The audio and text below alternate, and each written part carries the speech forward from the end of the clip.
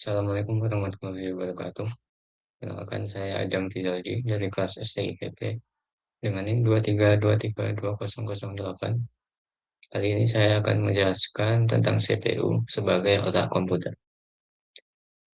Apa itu CPU? CPU atau Central Processing Unit adalah perangkat keras yang berfungsi sebagai pusat pemrosesan data pada komputer. CPU menerima instruksi dari perangkat lunak, lalu mengolahnya, lalu menghasilkan keluaran sesuai perintah. Tanpa CPU, komputer tidak mampu memproses data, seluruh sistem tidak akan bekerja. Lalu ada fungsi utama CPU.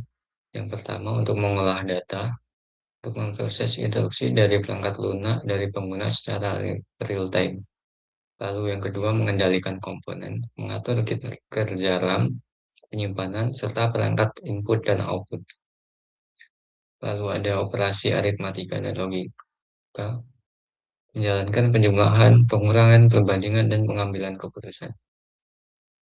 Lalu untuk menjalankan program, mengeksekusi program sesuai urutan instruksi yang diberikan. Lalu ada bagian-bagian CPU, ada 4. Yang pertama, ALU atau Arithmetic Logic Unit, yang digunakan untuk melakukan perhitungan matematika dan operasi logika. Lalu ada CU atau Control Unit, yang mengatur dan mengkoordinasi komunikasi antar komponen. Lalu yang ketiga ada register sebagai penyimpanan sementara berkecepatan sangat tinggi. Lalu ada cache memory yang mempercepat akses data dibandingkan RAM.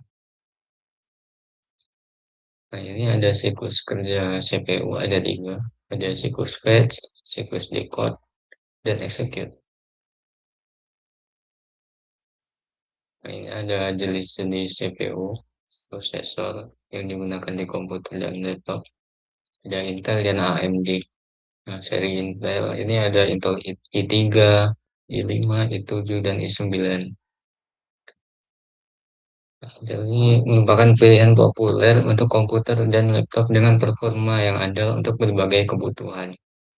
Jadi multifungsi ya. Lalu ada AMD seri Ryzen 3, 5, 7, dan 9 yang terkenal dengan performa tinggi yang ideal untuk multitasking dan juga gaming. Lalu ada jenis-jenis prosesor untuk perangkat mobile. Ada Qualcomm Snapdragon, MediaTek, dan Apple Silicon. Qualcomm Snapdragon ini merupakan prosesor andalan bagi smartphone Android karena dikenal efisien dan juga powerful, jadi kuat untuk game juga. Lalu ada MediaTek yang banyak digunakan pada perangkat mobile dengan harga terjangkau, namun performanya tetap solid. Lalu ada Apple Silicon yang prosesor eksklusif milik Apple, ada M1, M2, dan M3 yang mengintegrasikan CPU, GPU, dan RAM dalam satu chip. Lalu ada faktor-faktor yang mempengaruhi kinerja CPU. Ada 4. Yang pertama ada kecepatan clock atau gigahertz. Jadi semakin tinggi gigahertz, semakin tinggi CPU proses instruksi per detik. Lalu ada jumlah core. Jadi semakin banyak core, maka kemampuan multitasking yang lebih baik dan paralel. Lalu ada jumlah thread. Thread memungkinkan CPU menjalani beberapa proses secara bersamaan. Lalu ada ukuran cache. Cache yang lebih besar mempercepat akses data, mengurangi ketergantungan pada RAM.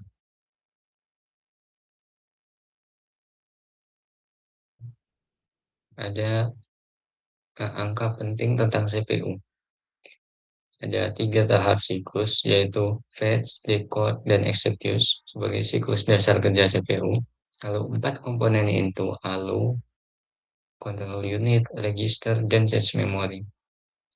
Lalu 4 fungsi utama untuk mengolah data, mengendalikan komponen, mengoperasi logika, dan menjalankan program.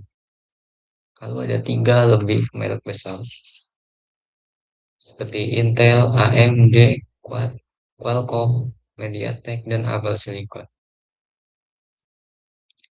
Kesimpulannya, ya, CPU merupakan komponen utama yang menjadi pusat pengolahan data pada komputer, yang menerima instruksi, mengolah data, dan mengendalikan seluruh proses kerja komputer.